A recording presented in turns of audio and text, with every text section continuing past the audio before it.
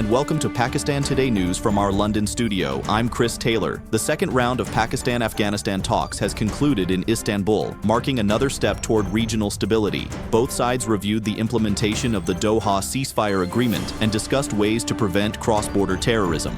Pakistan reiterated its call for verifiable action against groups such as FAK/TTP and FAH/BLA, while the Afghan delegation assured full cooperation in promoting peace. Though the ceasefire remains intact, border trade between the two nations continues to be suspended until security concerns are fully addressed. Officials from both delegations described the discussions as constructive and forward-looking. Moving to domestic politics, Pakistan People's Party leader Shazia Mari has denied reports of an agreement for a Pakistan Muslim League Nawaz-led government in Balochistan.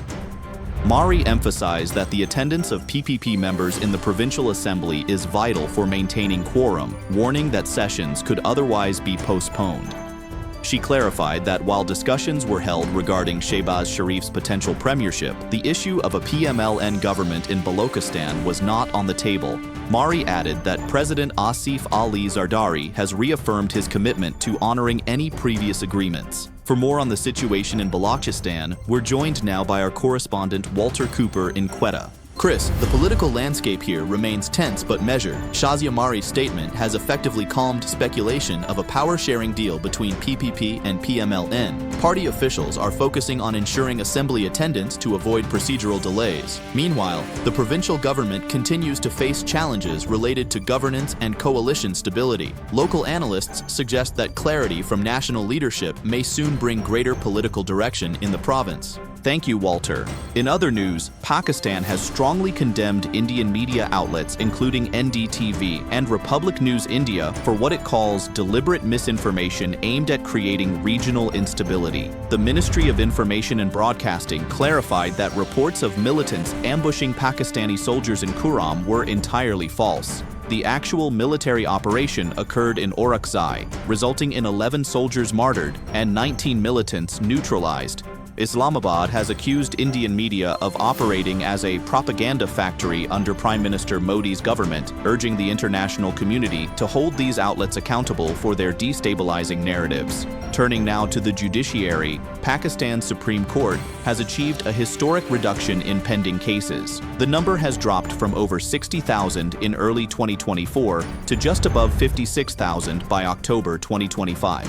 This progress is attributed to the Judicial Reform Action Plan launched by Chief Justice Yahya Khan Afridi, which has introduced digital filing, online case tracking, and electronic certified copies of court documents. The modernization drive is being hailed as a major step toward transparency and efficiency in Pakistan's judicial process. In economic developments, the Federal Board of Revenue will no longer be responsible for formulating tax policy. That function has been transferred to the newly activated Tax Policy Office within the Ministry of Finance. The restructuring aligns with IMF requirements to improve the country's fiscal governance. Dr. Najib Ahmed Maimun has been appointed as head of the new office, which will oversee income tax, sales tax, and federal excise duties. The move is expected to enhance policy consistency and coordination between the government's financial institutions.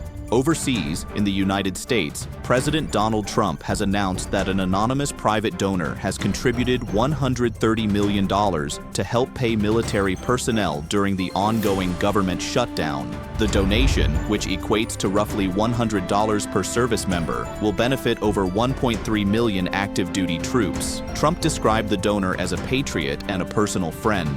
The Pentagon has accepted the contribution under its gift acceptance authority, though questions remain about how much of the total salary shortfall it will cover. Finally, in weather news, a tropical depression has formed over the eastern Arabian Sea, roughly 1,004 kilometers south-southeast of Karachi. The system has been moving north-northwestward over the past day. According to the Meteorological Department, there is no immediate threat to Pakistan's coastal areas, but authorities are monitoring the situation closely. Residents are advised to stay updated through official weather channels as the system continues to evolve. That's all for now. You're watching Pakistan Today News. I'm Chris Taylor.